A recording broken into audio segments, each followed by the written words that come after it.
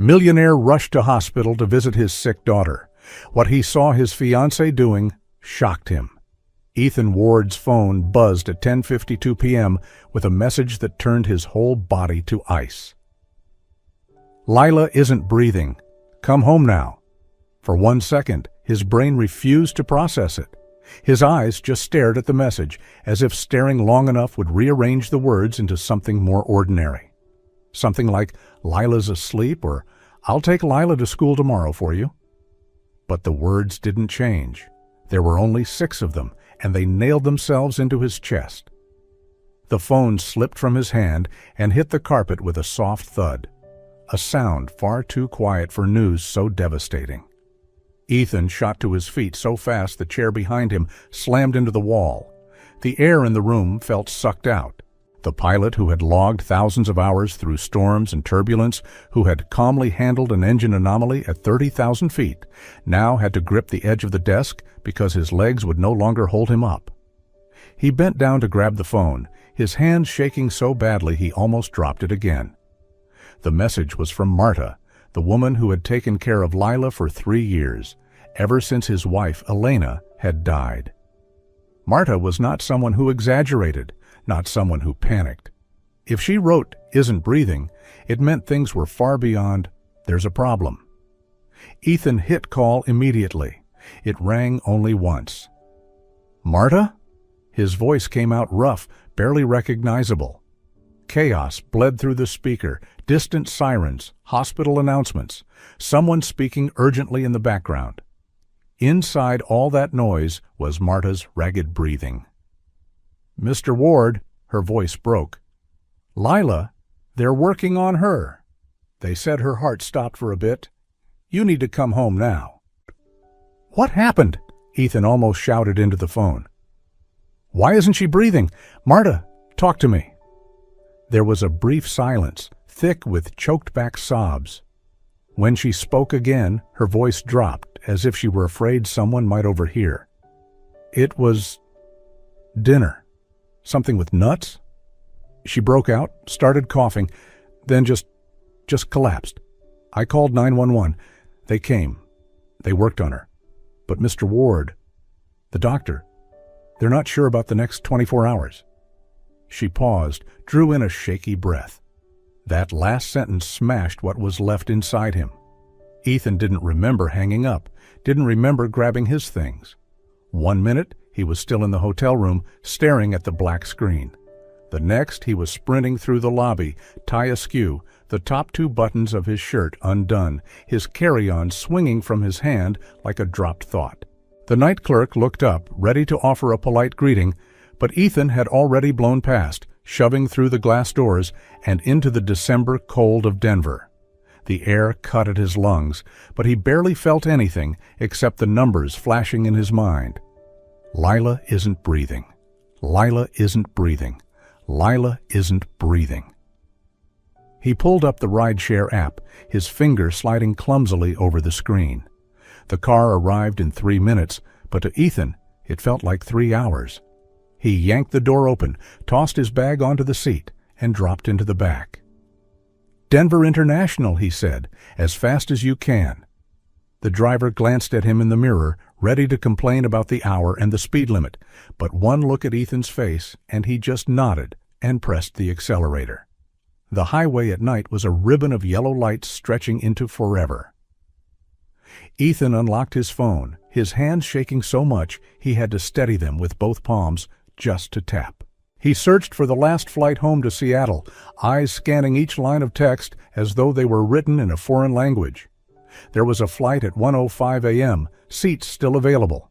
He booked it, entered his information, almost mistyped his own name. While he waited for the confirmation, the screen dimmed, reflecting his face back at him. Gaunt, exhausted, dark circles he'd always blamed on long-haul routes. He stared at the man in the glass and suddenly understood. This was the man who took extra red-eye shifts to avoid looking at Elena's empty chair at the dinner table. The man who had handed almost all of Lila's childhood to a caregiver and told himself he was just securing her future. The man who had decided to marry someone his daughter had never truly trusted. The phone buzzed again. Reservation confirmed. Ethan exhaled, not with relief exactly, but like a drowning man who'd managed to break the surface long enough for a single breath. "I'm coming home, Lila," he murmured, eyes on the receding lights outside. "This time, I'm not leaving you alone again." The car pulled into the departures lane. Airport lights burned against the night sky. Ethan closed his fingers around the phone as if letting go would make the world fracture all over again. He hauled his bag out, striding into the terminal, each footstep a silent plea. "Please breathe, Lila. Please just hold on for me." The plane took off from Denver at 1:07 a.m., 2 minutes later than scheduled. But to Ethan, those 2 minutes felt like 2 years. The window seat had become far too small for a man trembling with anxiety because his mind was more than 1,000 miles away. In a cold emergency room where his daughter was fighting to breathe. As the plane tilted upward into the black sky, Ethan forced himself to take a deep breath, but his chest tightened as if someone were squeezing it hard. He had flown through violent storm clouds before, had handled emergencies with absolute calm. But now he couldn't do the simplest thing: sit still. He placed his phone on his lap, eyes fixed on the darkness beyond the window, where Denver had already turned into scattered dots of light behind him. Elena once said that every city seen from above looks like stars fallen to the earth. He had loved the way she said it, gentle, poetic, like the way she saw the world. "Elena, if you can hear me, please don't let our daughter go." Ethan closed his eyes, inhaled deeply, whispering a sentence he wasn't sure was a prayer or just pure desperation. "She has to live. Please let her live." And when the plane's wheels touched the runway, he nearly sprang out of his seat, grabbed his suitcase, and waited for the door to open, like a man about to run into the greatest battle of his life, the battle to win his daughter back. The corridor of Seattle Children's Hospital glowed with harsh white light, cold and unfeeling, as if every lamp were shining down on a fear no one dared to face. Ethan all but stormed inside, breath splintering, a suitcase dragging behind him, though he couldn't remember how he'd even brought it along. The sting of antiseptic hit his lungs hard enough to make his eyes burn. "Where's the pediatric ICU?" he asked the triage nurse, voice raw. "End of the hall. Turn left. Room 214. But Ethan didn't hear the rest. He ran. Each step landed like a hammer blow inside his chest. When he reached the glass door of room 214, he stopped, not from exhaustion, but because the scene inside slammed into him like a bucket of ice. Lila lay so tiny on the ICU bed, wires and tubes tangled around her small body. A soft oxygen cannula rested beneath her nose. Her skin was pale, the areas around her eyes swollen and blotchy. Every frail breath made her chest lift and fall as if she were battling the very air. And beside her, Camille, his second wife. But her left hand wasn't resting beside her or on a chair. It was curled tightly around a pillow, hovering far too close to Lila's fragile face. Ethan shoved the door open. Camille jolted. Mascara streaked her cheeks, her eyes red and glossy. When she saw Ethan, she gasped and stepped toward him like a woman shattered by grief. "Ethan." Oh God, I didn't know what to do. Camille threw herself at him, but Ethan froze. He didn't return the embrace. "Don't touch me. Stay away from me. You're disgusting," he said, his voice so low it was almost a growl. The pillow slipped from her hand and hit the floor. Thud, an accusation echoing through the room. Camille staggered back, her eyelids twitching uncontrollably. "Ethan, listen to me. I was only trying to make her more comfortable." "Stay away from her." Camille blinked rapidly, her expression twisting, as if deeply offended. "You're accusing me?" "Ethan, I was trying to help her feel better." Ethan Ward crossed the distance to the bed in 3 long strides, then collapsed to his knees as though his legs had suddenly lost all strength. His hand hovered trembling in the air, too afraid to touch his little girl, because the moment he did, he would have to confront a truth no parent was ever ready to face. On the bed, Lila Ward breathed in weak, fragile pulls, each one like a thin thread struggling to hold on to life. Her tiny body seemed to disappear into the sea of white sheets, leaving only the heart monitor blinking 72, a faint, flickering signal of hope. Ethan lowered his head, resting his forehead against the cold metal rail, drawing in a long breath, a breath of a father clinging to the last shred of composure he had left.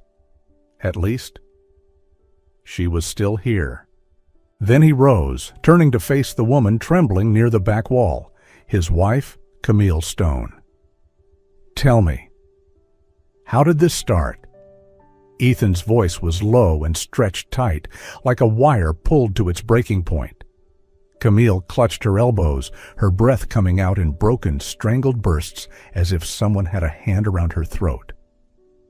She was behaving very difficult at dinner. She threw her food. She talked back. I tried to calm her down, but she just kept getting... Ethan cut her off, his voice icy. And then Lila ate something that made her stop breathing? Camille swallowed hard, stepping back. I didn't know the dessert had nuts. I swear, I didn't know. Ethan's jaw tightened. Where was the EpiPen, Camille? Where was the one thing that could have saved her, he asked, each word sharp and precise like a blade. Camille avoided his gaze.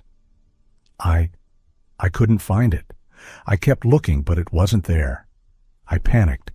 Everything was spinning. Lila started coughing, her face turning red. I just froze. I didn't know what to do. I kept telling her to breathe slowly, as if she could even listen.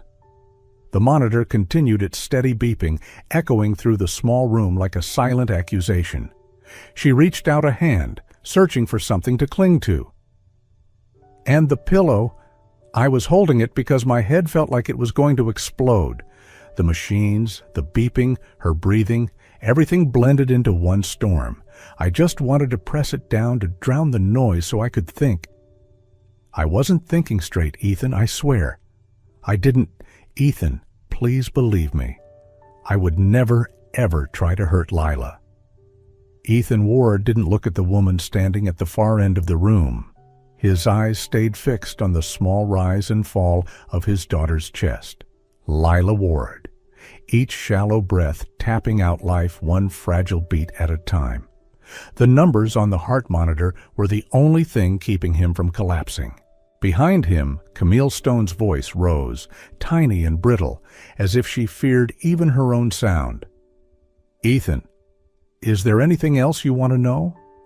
He didn't answer, didn't turn. Let the silence choose for him. Camille drew in a deep breath, trying to keep her voice from cracking. When I stepped into this marriage, I truly believed I could carry everything. I thought if I tried hard enough, I could blend into the life you and Lila had together, become someone she could rely on. But every day I saw so clearly. In your heart, she always came before me. And I understand. I understand. That's how it's supposed to be. Ethan remained silent, never taking his eyes off Lila. Camille continued, her voice trembling harder. But I'm still your wife. And sometimes, I just wanted you to see me, even once. I'm tired, Ethan. Tired of being second place. I don't want to compete with a child for love, but I also don't want to disappear like I never existed. Ethan finally turned to her, his gaze slow and cold as a midnight lake. And because of that, you almost let her die? No! Camille cried out, the word slicing through her as if it scraped her skin raw. That's not what happened. I made mistakes, yes, but not out of malice. I lost control. I panicked, but I never meant to hurt her. You have to understand. Some things spiral beyond intention. She stepped back until her spine hit the wall. Her arms hung limp, her eyes flooded with humiliation and fear. I can't keep living in a house where every breath I take is judged. Lila looks at me like I'm a stranger. Marta doesn't believe a word I say. And you only look at me when something goes wrong. I'm exhausted. I can't take it anymore." Ethan replied with a calm so sharp it bordered on cruel. "If that's what you want, then go." The words fell through the room like a door slamming shut. Camille stared at him, stunned, eyes wide. You really mean that? If you can't be someone who makes my daughter feel safe in her own home, then yes, you should leave. My lawyer will send the paperwork. You'll receive what your prenup grants you. But the lives of my daughter and me will no longer include you." Camille gave a broken, bitter laugh, the sound cracking into a wounded gasp. "Of course, you choose her again." "I will choose her in every circumstance," Ethan said without hesitation. That is what a father is supposed to do. Rage twisted across Camille's face, contorting it like a mask splitting down the middle. "You'll regret this. I gave up my entire life to enter this family. I abandoned everything to stand beside you, and you throw me away like I'm disposable." Ethan answered instantly. "You didn't give up anything, Camille. You saw a widower, wealthy, shattered, and alone, and you thought it was your chance to step in. I didn't see it before, but now I do, very clearly." Camille opened her mouth to retort, but the door suddenly burst open. A woman in her 40s stepped inside, her coat damp from the Seattle rain, a clipboard in one hand, and a badge from the Seattle Police Department pinned over her chest. "I'm Detective Naomi Pierce," she said, her voice calm but edged. "Sorry for the interruption, but I need both of you to provide statements about what happened tonight. If possible, I'd like to begin immediately." Ethan glanced at Lila, the child whose breath had nearly been stolen because he put his trust in the wrong person. Then he nodded. "Yes, Detective, I think it's time we clear everything up." Camille paled. Her gaze darted between Ethan and the detective. Detective Naomi flipped open her notebook and clicked her pen. "Mrs. Stone, we'll begin with you." Camille swallowed hard. Camille Stone sat in the chair by the window, keeping the farthest possible distance between herself and the man standing across the room. When she finally spoke, her tears were gone. Only a voice held together by sheer force, like someone standing on the edge of a cliff. Lila refused to eat dinner. She kept knocking her plate aside, making a mess on the table, then talking back to me. I tried to stay calm 3 times, called her gently, tried to soothe her, but she ignored me completely. In the corner, Ethan Ward still didn't look at her, his gaze locked on the fragile rise and fall of his daughter's small chest, where each trembling breath clung to life like a thin thread. "Time?" Detective Naomi Pierce asked, her tone steady and sharp. Camille swallowed. "Around 6:30, maybe a few minutes later." "And where was Marta at that time?" "She was doing the laundry." Naomi scribbled a few notes, then lifted her eyes. "So it was just you and the child?" Camille nodded. "Yes, I was alone with her." "And what happened next?" Camille twisted her hands together, her nails digging into her skin. "I was tired. I was truly exhausted. Ever since I came into this house, the child has tested me every single day. She doesn't want me there, and I feel it constantly. Tonight, I was pushed beyond what I could tolerate." Naomi closed her notebook, then fixed Camille with a gaze that cut through every layer of pretense. "Mrs. Stone, do you love that child?" The question hit Camille like a slap of ice water. She straightened abruptly, as if Naomi had just touched the wound she tried hardest to hide. "That question is unfair." "It's perfectly fair," Naomi replied. "Do you love your husband's daughter?" Camille blinked, parted her lips, closed them again. Once, twice, a 3rd time. Finally, she spoke through clenched teeth. "No, I don't love her. Satisfied now. I tried. God knows I tried. But she isn't mine. She reminds me every day that I'm just someone who came after. I'm just the fool who thought I could replace a dead woman." Only then did Ethan move. He stepped forward so quickly, Camille shrank back by instinct. His face was only inches from hers, his voice low and cold as forged steel. Leave this hospital, my house, and the lives of me and my daughter. You will never come near her again. Not one step." Camille's face twisted, her eyes burning with anger that had festered far too long. "That child ruined everything. Do you know what it's like living with her? She looks at me like I'm a monster. She worships her dead mother like some saint, and I'm always compared to that shadow. Elena perfect, Elena wonderful, Elena never did anything wrong. And Lila, that child, she needs to learn the world doesn't revolve around her." Naomi instantly stepped between them. "Mrs. Stone, my advice is that you leave now. We'll continue the rest at the station tomorrow morning." Camille let out a cold, bitter laugh. "What exactly am I being charged with?" "That depends on our investigation," Naomi said evenly. "At the moment, I'm asking you to leave this area voluntarily. If you refuse, I'll request an officer to escort you." Camille snatched her handbag and strode to the door, her heels striking the floor like a series of angry knives. At the threshold, she turned back, her eyes glinting like the final blade she had left to throw. "I hope the girl wakes up, Ethan. Truly. Because if she doesn't, you'll spend the rest of your life knowing you chose a business trip over being with your daughter. You weren't there. You've never been there. So don't pretend I'm the only villain in this story." She slammed the door, but that small, sharp click echoed like the final judgment passed on her. Naomi stepped out of the room for a few minutes to make a call. Ethan stood leaning against the wall outside the ICU, his hands trembling slightly, his mind spinning. Inside, Lila still lay there, breathing weakly but steadily, while Camille had been escorted by officers to a separate holding room within the hospital.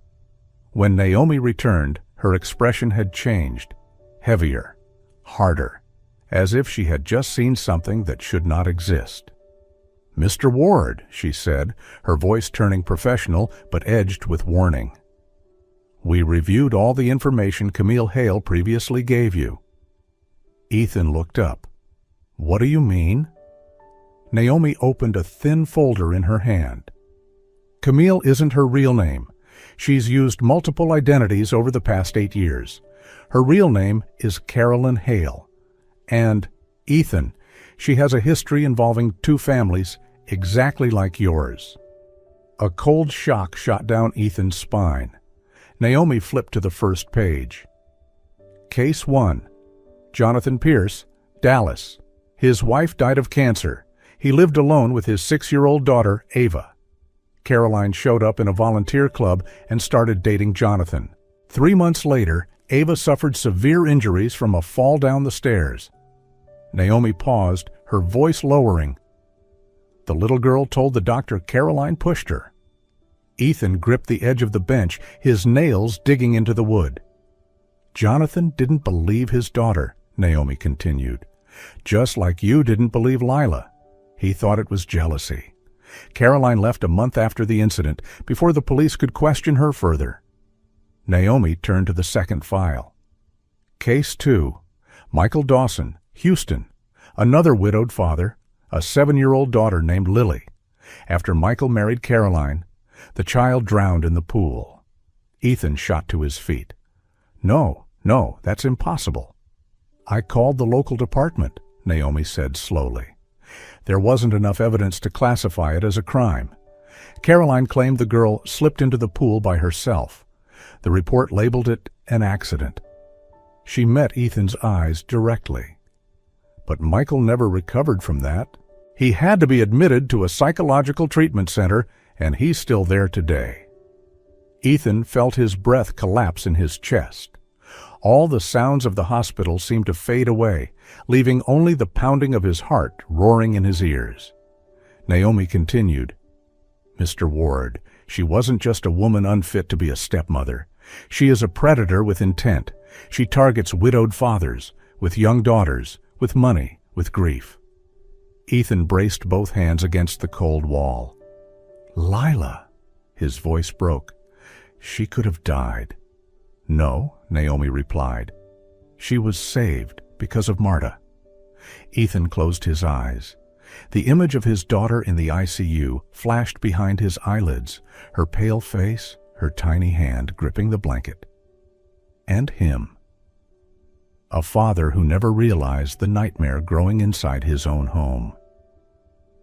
"Ethan," Naomi said softly, "I know this is difficult, but you have to accept that Camille, Carolyn, didn't just want to hurt Lila. She planned this." Ethan opened his eyes, and something in his expression had changed. Not just pain anymore, but clarity. A father finally seeing the monster he had unknowingly invited into his house. When Naomi left to begin processing Camille's case, Ethan returned to the ICU. As the door closed behind him, the room suddenly felt smaller, quieter, filled with a kind of pain he didn't know where to place.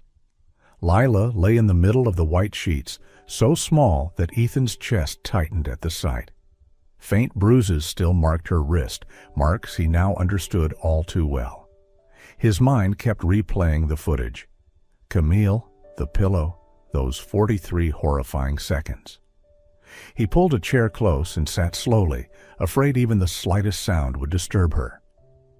Lila's tiny hand rested atop the blanket. Ethan reached out, touching it gently, as if afraid she might shatter like glass. "Sweetheart," he whispered, voice cracking on the very first word. "I'm so sorry." The phrase spilled out from a place he had buried for far too long. His chest trembled with every breath. "I wasn't here. I buried myself in work just to escape the pain of losing your mom, to avoid facing what I'd lost." He bowed his head, a tear falling onto Lila's hand. "But by running away, I ran away from you too. I left others to care for you. I left you alone with fears I never even noticed." He inhaled shakily, trying to keep his voice from breaking. "I was supposed to protect you. I should have seen that something was wrong with Camille. I should have listened to you, listened to Marta, but I didn't." As if responding, Lila's fingers twitched. Ethan startled, eyes lifting, and her eyelids fluttered, opening just a sliver. 32 hours after being admitted, something that had felt impossibly distant finally happened. Lila Ward's eyes opened, truly opened, slow, but aware. The doctors had said it might take days, maybe longer. But Lila, she had always been the one to defy expectations. Her gaze drifted up to the ceiling, then to the tubes, the IV lines, the monitors blinking steadily, like the heartbeat of the entire room. And finally, her eyes found the person sitting beside her bed. Ethan Ward. Her little face tightened into a fragile smile. "Daddy?" Ethan leaned in close, his hand trembling as he cupped her cheek. "Hello, my little angel. Welcome back to me." Lila swallowed, her voice so hoarse it sounded like a whisper carried away by the wind. "My throat hurts." "I know, sweetheart," Ethan murmured, brushing a finger through her hair, messy from hours of lying still. "The doctors will help with that. But can you tell me, do you remember anything?" Lila's eyes shimmered, tears rising so quickly they seemed to quiver on the edge of spilling. "The cake," she whispered. "She made me eat it. She said I was a coward, like Mommy. She said if I ate it, I'd prove I was brave." Dumb. Something cold and razor-sharp shot down Ethan's spine. Anger, fury, and a grief he never imagined he would hear from his daughter's own lips. But his voice when he spoke was gentle, the voice of a man holding his heart in his hands. "Lila, you are braver than anyone I have ever known, but you don't need to prove that to anyone, especially not by hurting yourself." She blinked, lips trembling. "Where is she? Where's Miss Camille?" Ethan drew a slow breath, softening his tone. "She's gone, sweetheart. gone, and she won't come back. Lila's whole body softened, and only then did Ethan realize how long she had carried that fear, far longer than he had ever known. "Really, Daddy?" she whispered, so small her voice nearly vanished beneath the rhythmic beeping of the machines. "Really," Ethan said, taking her tiny hand between both of his. "From now on, it's just you, me, and Marta, I promise." Lila closed her eyes, her hand still gripping his, as if afraid he might disappear. "I'm so tired, Daddy." "Then sleep," Ethan whispered. "I'll be right here. And when you open your eyes, I'll still be here." She let out a thin, fragile breath. "You won't go on trips anymore, right?" The question tightened Ethan's chest, hurt him so deeply he had to close his eyes to keep from breaking down in front of her. "No," he said, his voice cracking for the first time. "I'll stay with you. Work can wait. It can wait forever if it needs to. You're what matters." Lila squeezed his hand gently. "I missed you." Ethan pressed a trembling kiss to her forehead. "I missed you more than you know, sweetheart." Lila drifted into sleep again, this time a peaceful sleep, not from exhaustion, but because she was finally safe. 2 weeks after the hospital incident, Ethan walked into the King County Courthouse, feeling as if he were stepping onto a battlefield. His hand clutched the folder so tightly the edges had curled. The hallway smelled of old wood and tension, lives waiting to be decided. Naomi walked beside him, composed and sharp. Marta was there too, gripping her purse like it was the last anchor she had. Across the room sat Camille, or rather Caroline Hale, beside her attorney, eyes wet, face twisted in the expression of someone claiming to be the victim. Ethan's stomach tightened. This hearing wouldn't just determine temporary custody. It would determine whether he was considered an unfit father. The judge entered. Everyone rose. "We're here to determine temporary placement for minor child Lila Ward," the judge said calmly. Camille's attorney rose first, a smooth-voiced man in a gray suit. "Your Honor, my client, Camille Hale, is a misunderstood caretaker. She attempted to care for Lila while her husband was frequently absent. We have records showing Mr. Ward was away from home for long stretches, leaving the child without consistent parental support." Ethan closed his eyes. True, he had been gone too much, and now it was being wielded like a blade. The attorney continued. "On the night of the incident, my client called 911. "Objection," Naomi rose. "Marta made the call. We have the recording." Whispers rippled across the courtroom. "Sustained," the judge said. The attorney quickly adjusted. "Regardless, my client was the only emotionally stable adult present. There is no clear proof she intended harm." Naomi activated the screen behind her. "Then let's watch the evidence." Silence fell as the footage played. Camille forcing chocolate into Lila's mouth. Lila coughing, terrified. Camille watching without helping. The 43 seconds with the pillow in the ICU. Every frame struck the courtroom like a hammer. Camille sobbed, but the sound felt practiced. Her attorney interjected, "There is no audio. We cannot." "And here," Naomi said, placing papers on the table, "is the search history from Caroline Hale's laptop, and records of 2 previous child victims." The room inhaled sharply. The attorney's hands shook as he grabbed the documents. The judge turned to Ethan. "Mr. Ward, do you wish to speak?" Ethan stood, palms cold against the wood of the podium. "Your Honor," he began quietly, "I've made mistakes. I was away too much. I missed signs of fear I should have noticed. I failed as a father." Camille looked up at him quickly, hopeful, thinking he was damning himself. But Ethan continued, "But I never stopped loving my daughter, and I will spend the rest of my life making this right. Lila almost died, and I will never, never let her be in danger again." His voice strengthened. I'm asking for full custody. I will step back from long-haul flights. I will be with her every day. Please, let me do what I should have done from the start. Be her father." The courtroom held its breath. The judge wrote for several long seconds, then spoke. "After reviewing the evidence, temporary full custody is granted to Mr. Ethan Ward. As for Mrs. Caroline Hale, she is to have no contact with the child and will be remanded until her criminal trial." Camille screamed, "No, Ethan, you can't! I love you! I love Lila!" Ethan turned away. The decision was made. And for the first time in months, Ethan felt he was finally bringing his daughter back to safety.